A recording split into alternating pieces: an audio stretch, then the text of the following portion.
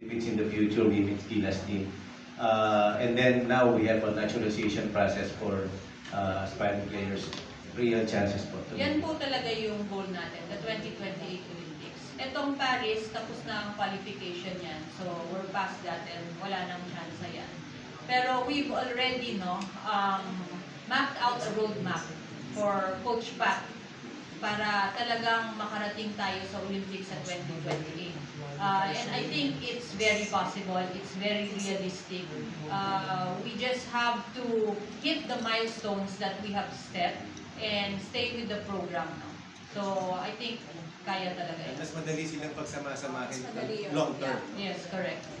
Yes, One more on my end. So when will you start naturalizing labor?